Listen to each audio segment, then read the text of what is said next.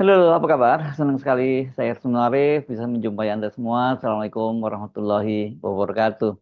Seperti sudah diduga, Ormas Gerakan Rakyat yang dibentuk oleh para pendukung Anies Baswedan akhirnya bermetamorfosa menjadi partai politik dengan nama yang sama. Jadi namanya Partai Gerakan Rakyat. Deklarasi Gerakan Rakyat dari Ormas menjadi Parpol dilakukan setelah dalam penutupan Rakernas Gerakan Rakyat di Jakarta Ahad 18 Januari 2026.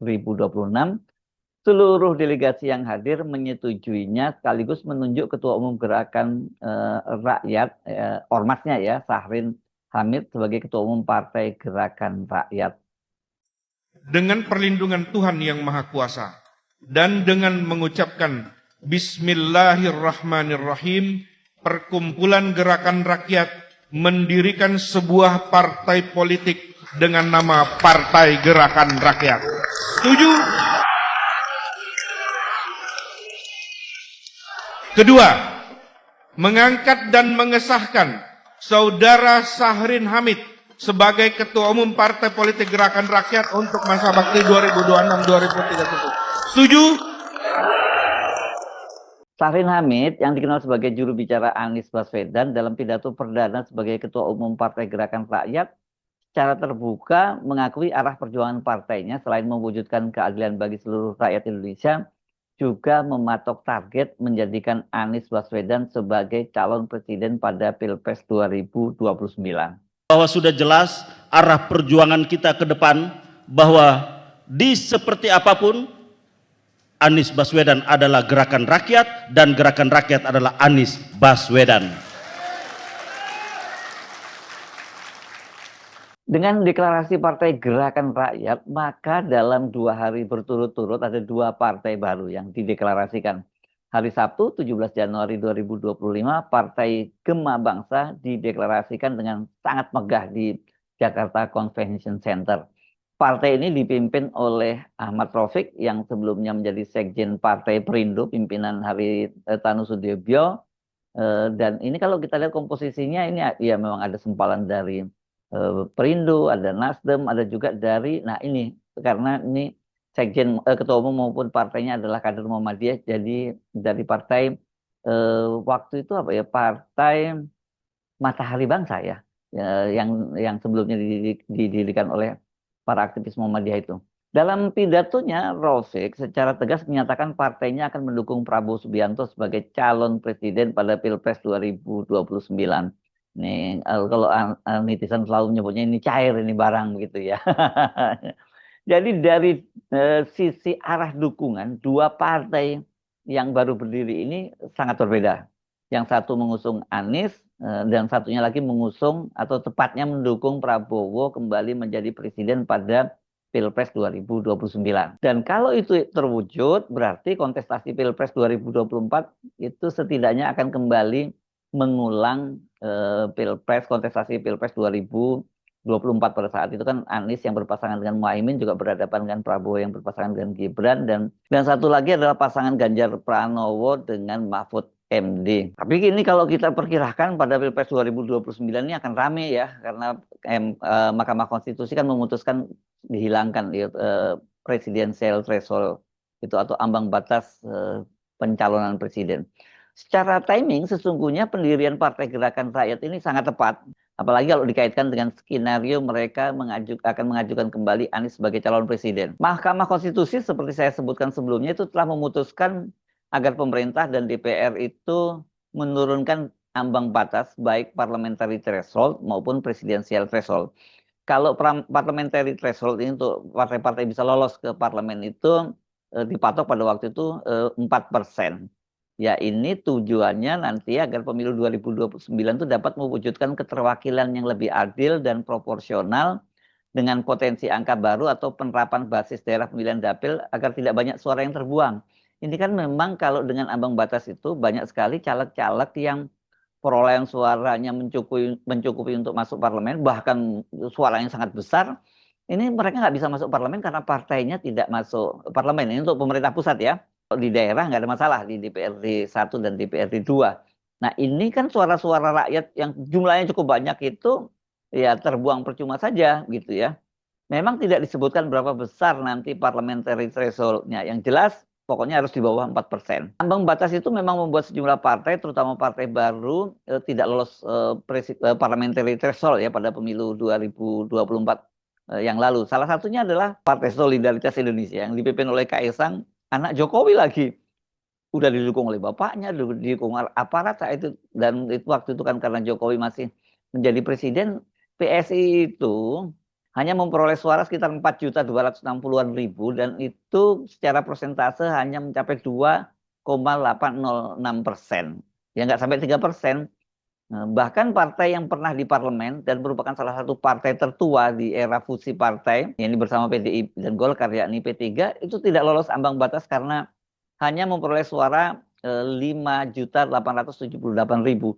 Ini angkanya nyaris 4%, 3,87%. Tapi tetap saja nggak lolos. Jadi suara-suara tadi itu ya, suara 4 juta milik PSI, suara 5 juta dari 5,8 dari P3, kalau digabungkan saja itu udah 10 juta. Ditambah partai-partai lain yang tidak lolos parliamentary threshold itu gede banget ya suara atau hak rakyat itu yang kemudian tidak terrepresentasikan di parlemen. Jadi artinya bagi partai-partai baru relatif ringan bila lolos parlemen dan untuk syarat masuk parlemen dan mereka itu bisa mengusung calon presiden sendiri. Kedua, berkaitan dengan pemilihan presiden itu Mahkamah Konstitusi juga memutuskan menghapus ambang batas presiden alias 0 nih presidensial threshold-nya ya. Dari sebelumnya perolehan kursi atau gabungan parpol 20%, ini kalau untuk mengajukan calon presiden sendiri ya. Ini partai yang punya suara 20% bisa maju sendiri seperti PDIP. Ya kalau enggak bergabung itu 20% kursi di parlemen atau perolehan suaranya total itu 25%. Sekarang ini dihapus itu. Jadi dipastikan nanti akan lebih banyak calon presidennya yang maju ya.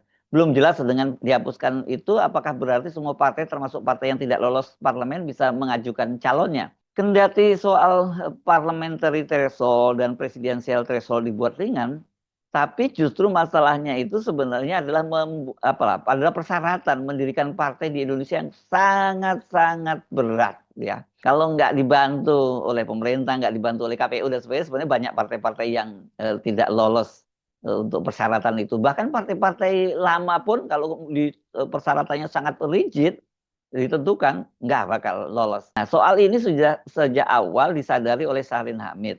Ini dia menyatakan bikin partai di Indonesia itu sangat berat, bahkan terberat di dunia.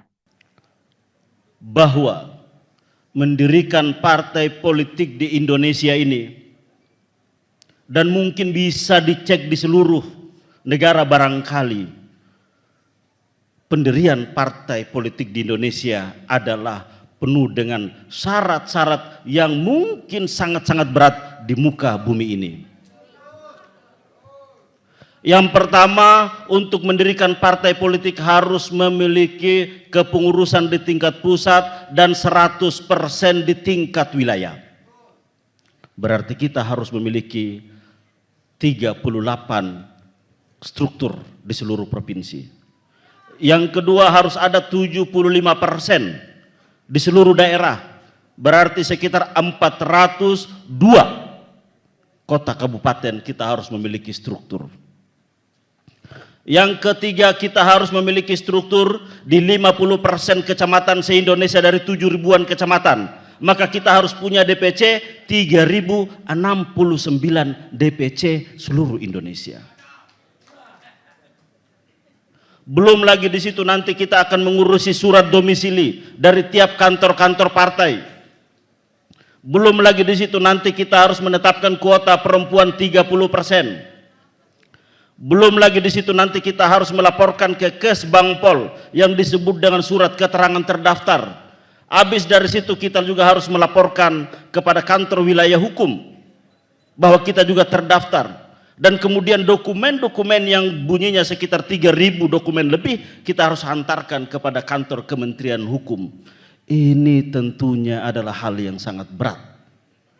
Maka orang-orang sering mengatakan bahwa hanya orang besar, hanya yang bermodal besar, hanya yang punya kekuatan besar yang bisa mendirikan partai politik di Indonesia ini.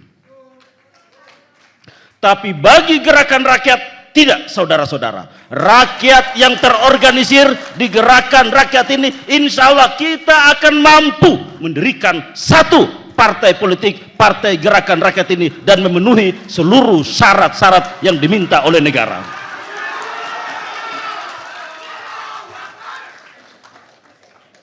Saya ingin bertanya, apakah saudara-saudara siap?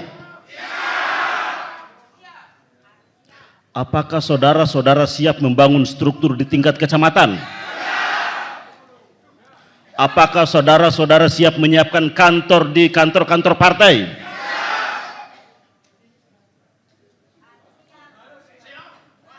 Inilah yang kita sebut dengan bahwa Partai Gerakan Rakyat basisnya adalah betul-betul gerakan rakyat, bukan gerakan elit, bukan gerakan oligarki, apalagi gerakan dinasti politik, bukan, saudara-saudara.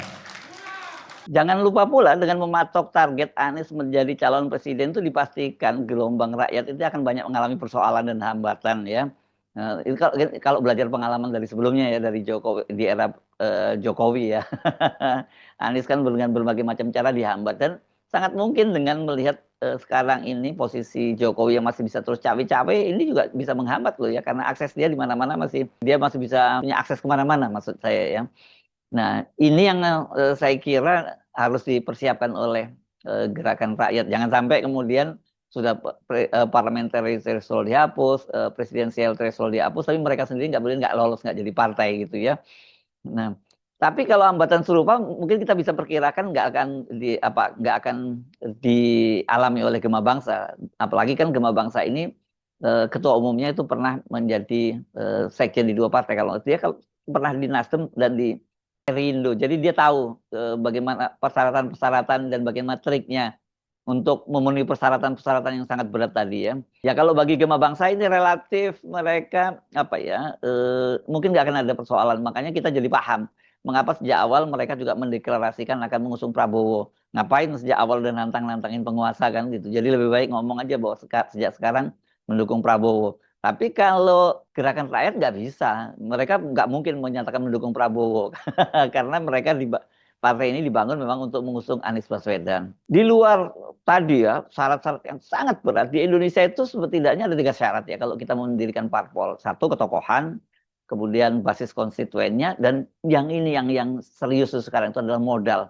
Dan kemudian ini yang menjadikan partai-partai sekarang itu sangat bergantung, bahkan bisa disetir oleh para taipan pemilik modal ya, karena sangat besar ya, biaya politiknya sangat mahal gitu. Nah, kalau dari sisi ketokohan Anies ya tentu nggak kita ragukan lagi. Basis konstituennya saya yakin dia cukup kuat ya. Tetapi memang kelihatan ada keraguan ya mereka untuk menjadi partai itu. Makanya kemudian mereka mulainya tidak langsung partai, tapi dengan membangun ormas dulu.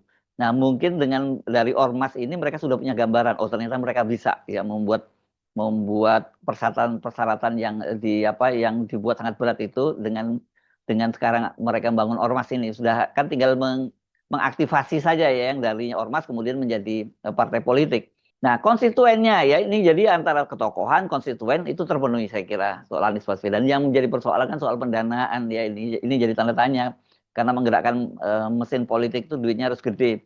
Pada Pilpres lalu saja kan kelihatan Anies itu kesulitan ya, kolek sana kolek sini, beda dengan partai-partai lain yang para taipan itu benar-benar mereka ya jor-joran untuk memberikan. Bahkan ada partai-partai yang kita tahu mengbohirnya itu adalah para taipan begitu. Kalau Anies saya kira ini partainya ini nanti PR utamanya. Tapi kalau semangatnya seperti dikatakan tadi bahwa ya semangatnya ini gotong royong, mereka tidak akan mendekati oligarki, ya mudah-mudahan itu bisa gitu ya. Karena kita berhitung pada kalkulasi basis suaranya ya. Kalau pada Pilpres lalu perolehan suara Anies Baswedan yang diusung oleh 3 parpol yakni Nasdem, PKS dan PKB kan hanya memperoleh suara sebesar 24,9%. Pasti banyak ngomong kan itu dicurangi Mas Hersu, jumlahnya jauh lebih besar gitu ya.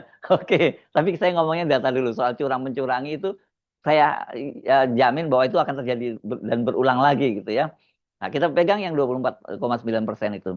Sementara gabungan perolehan suara ketiga partai di parlemen itu sebesar 28,68%. Jadi lebih gede partai-partai yang di parlemen dibandingkan perolehan suara Anies dan Muhaimin Iskandar ini. Perinciannya PKB itu 16 juta sekian, itu 10,61%. Partai Nasdem 14,66 juta, itu 9,65%. Dan PKS itu 12.781.000, itu 8,42%. Artinya gabungan suara ketiga partai pendukung tadi lebih besar dari perolehan suara Anies dan Muhaimin. Ini memang agak mengherankan ya kan, biasanya partai-partai itu perolehannya lebih rendah dari kandidatnya. Karena kan asumsinya suara tokoh itu lebih besar dari partai dan banyak juga pendukung-pendukungnya yang berasal dari luar partai gitu. Tetapi partai-partai pun sebenarnya ini juga mendapatkan yang disebut sebagai kotel efek ya, karena ada faktor ketokohan.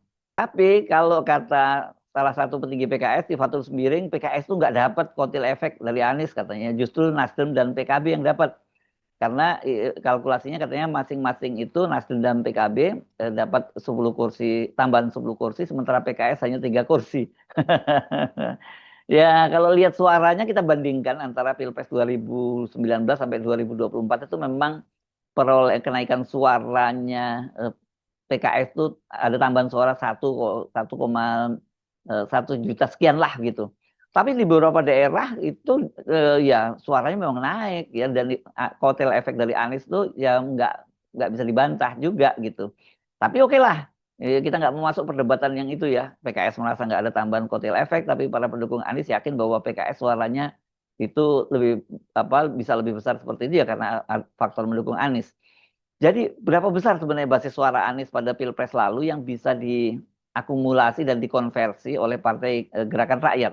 Pemilu dan Pilpres 2029 akan menjadi pertaruhan bagi Gerakan Rakyat dan sekaligus juga merupakan ajang uji kesaktian Anies. Apakah Anies itu masih sakti dengan bikin partai sendiri?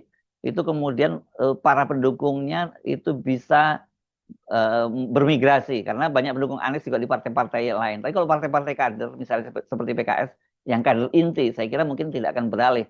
Tapi kalau di PKS itu kan kita tahu banyak simpatisan-simpatisan sangat mungkin bisa bisa berpindah ke Gera gitu ya. Begitu juga dengan partai-partai lain. Tapi kalau PKB saya kira selama ini kan segmented ya. Kalau PKB saya kira dia juga tidak akan terlalu banyak yang beralih ke Partai Gerakan Rakyat. Pilpres 2028 itu juga jadi ujian apakah memang Anies itu masih terkoneksi dan banyak mendapat dukungan dari milenial dan Gen Z. Karena angkanya pemilih milenial dan Gen Z itu pada Pilpres 2029 nanti itu 60-70%.